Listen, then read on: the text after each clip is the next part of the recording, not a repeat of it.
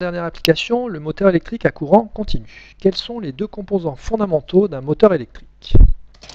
Dispositif expérimental, un aimant, on approche, on va appeler ça le stator qui produit un champ magnétique. Et ici, vous avez le rotor. Alors, le rotor est fait comment? Un support métallique où repose ici une extrémité de ce bobinage et puis qui ressort à l'autre extrémité qui est posée dessus, et ça peut tourner librement autour de ces axes avec un autre support métallique ici. Le courant, qu'est-ce qu'il fait dans le stator? Il passe par là, il passe par là, il passe dans le bobinage et ensuite il ressort ici par la borne négative. Regardons si ça marche. Après une petite impulsion, on constate qu'il y a un mouvement entretenu de rotation de ce bobinage avec au stator production d'un champ magnétique qui n'est pas variable mais continu, et puis ici production d'un courant électrique continu dans le bobinage. En résumé, vous avez un aimant qui est le stator et vous avez ici une bobine qui est le rotor qui est parcouru par un courant continu. Un moteur électrique, c'est une bobine parcourue par un courant tournant sous l'action d'un champ magnétique. Il faut les deux pour que ça tourne. Alors comment ça marche? Pour ça, il nous manque quelque chose. On va regarder cette expérience simulée.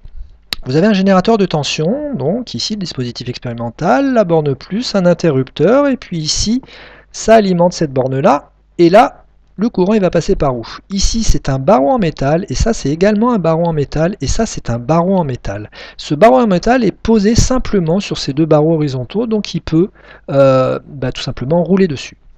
Pour l'instant il ne se passe rien, je n'ai pas alimenté, donc le courant qu'est-ce qu'il va faire? S'il y en a un, il va passer par là. Ensuite, il ne va pas passer par là, ici c'est isolant, il va passer par ce barreau en métal ici, et puis il va ressortir ici, pour passer par l'ampèremètre, une résistance de protection de ce barreau, qui n'a aucune résistance, et ici, le générateur de tension. Regardons ce qui se passe avant d'interpréter. J'appuie sur l'interrupteur, j'ai 1 volt, et ici,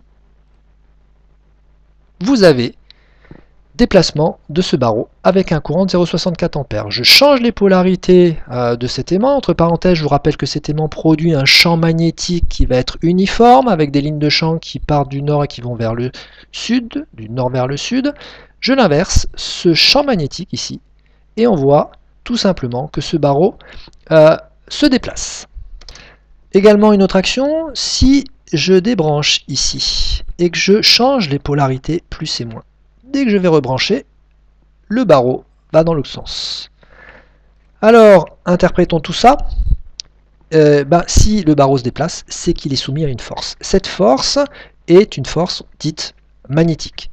Production d'un courant, production d'un champ magnétique, les deux à la fois produisent une force dite magnétique. Il y a des règles d'orientation qui nous diraient qu'en fait la force irait dans ce sens-là ici. Si j'inverse le champ magnétique ou le sens du courant, la force irait tout simplement dans l'autre sens. Cette force s'appelle la force de Laplace, et on va expliquer ça bien sûr dans le principe de fonctionnement du moteur. Cette partie-là, ce sera une partie de la bobine. On va voir ça tout de suite. Alors, un conducteur parcouru par un courant est soumis à un champ magnétique, subit l'action d'une force appelée force de Laplace, comme vous avez ce schéma qui vous est rappelé ici. Comprenons comment fonctionne et comment tourne un moteur. Ici, c'est le principe de fonctionnement d'un moteur. Ici, le stator, avec un pôle nord, un pôle sud, avec des aimants qui ont une forme un peu particulière, des aimants sous forme de pièces polaires. C'est pour que le champ magnétique ici soit radial, d'accord, et ici également. Et puis ici, on a représenté une seule spire, d'accord. On va s'intéresser à ce conducteur-là et ce conducteur-là qui vont être parcourus par un courant ici. J'ai mis 2 volts de tension. Le courant fait ce chemin-là, va sur ces lamelles métalliques. Ici, parcourt la spire, et puis après revient ici. Voilà le sens du courant. Le champ magnétique à cet endroit où il y a le conducteur, il part du nord, il va vers le sud. Donc voilà comment est le champ magnétique ici.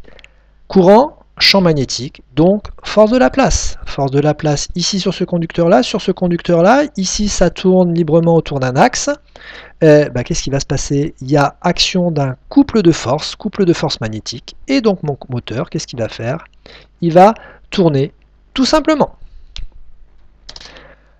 Voilà la vue d'un moteur un petit peu en vue éclatée. Ici, vous avez les aimants de forme particulière du rotor. Ici, vous avez les bobines du stator qui vont être soumis à des forces de Laplace et donc à des couples moteurs qui va faire tourner ce moteur électrique tout simplement.